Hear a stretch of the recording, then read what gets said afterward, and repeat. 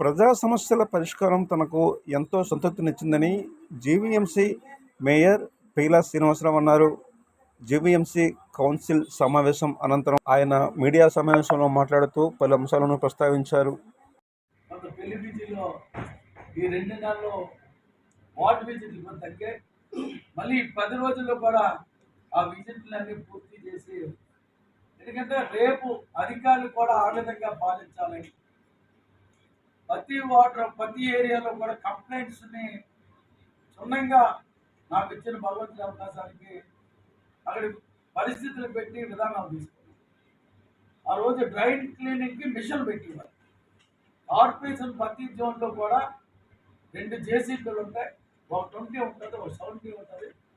మీరు ఎక్కడ అద్దెకి పెట్టకండి, ఆ వెహికల్ వేడి ఆ డ్రైన్లన్నీ క్లీన్ చేయాలని ఒక ఆదేశాలు ఇస్తే దాని ద్వారాగా డబ్బులు పెట్టకుండా వర్క్ చేసే బాధ్యత తీసుకుంటాం. ఇప్పుడు మళ్ళీ కొన్ని కంప్లైంట్స్ ఉన్నాయి, లేవని నేను జిఆర్సీలో చెప్పాను. నేనే కాదు, అధికారులు కూడా రేపు ఆ బాధ్యత తీసుకోవాలి.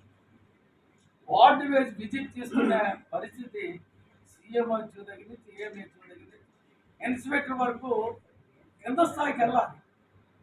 ఇంతప్పుడే ప్రజలకి మనం సర్వీస్ గతంలో నేను వెళ్ళాను కాబట్టి ఆ సర్వీస్లో నాకు తృప్తి ఉంది. అన్నా నువ్వు వచ్చాక మా వార్డు నీట్గా ఉందంటే నేను చాలా హ్యాపీ ఫీల్ అయ్యాను. దానికి మన ప్రశ్నలు కూడా రాత్రి 12 గంటలకు ఎలా తిరుగుతున్నావు, ఎందుకు అని అంటే నాకు ఇచ్చిన అవకాశానికి నేను ప్రజాసేవ చేయాలి, దాంట్లో భాగంగా తిరుగుతున్నాను. దాంట్లో నాకు చాలా తెలుస్తుంది. ఇంకా బీచ్ రోడ్లో నేను అనుకున్నంత రిపోర్ట్ ఇంకా రాదు.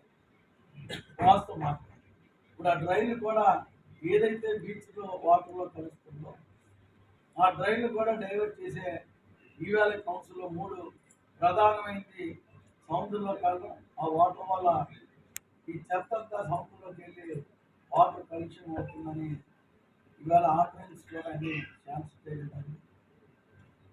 ఎందుకంటే 11 పదవి లేకపోయినా నా టైంలో పలానా చేశానని విలువలు ఉండాలి కాబట్టి. అలాగే బీచ్ రోడ్లో లైట్స్ 1000 లైట్స్ వేసి అక్కడి నుంచి ఆ అలలను చూస్తే ఆనందించాలని నేను కూడా బీచ్లో ఆనందించాలని దాన్ని కూడా ఫుల్ఫెజ్డ్గా కొంతవరకు చేశాను. కానీ ఫుల్ఫెజ్డ్గా ఈ 15 రోజుల్లో నేను చేసి నా బాధ్యత అది చేస్తాం.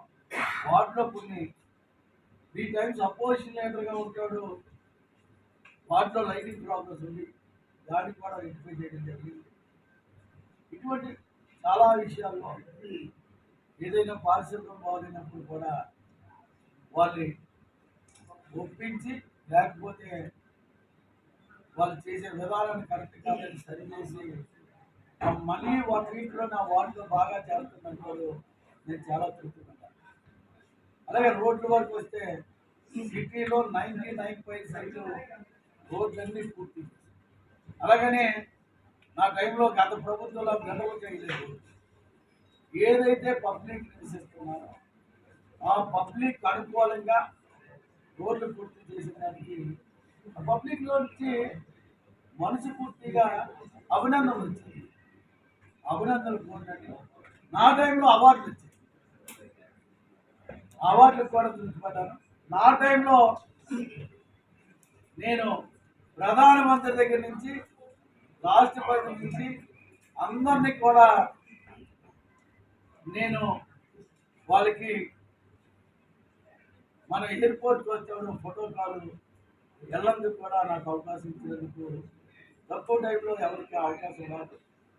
అందరినీ కూడా నేను ఫోటో కాల్ ఉపయోగించుకొని వాళ్ళతో వెళ్ళి వాళ్ళు ఫస్ట్ సిటిజన్గా విశాఖపట్నం రిసీవ్ చేసుకునేదానికి చాలా నేను గర్వపడుతూ, అలాగే మన నేవీ యువతోడు కూడా ఫ్యామిలీతో నేను 2 రోజులు కూడా వాళ్ళతో జర్నీ చేసింది. కానీ ఇవన్నీ నా జీవితంలో గుర్తుండిపోయే విషయాలు.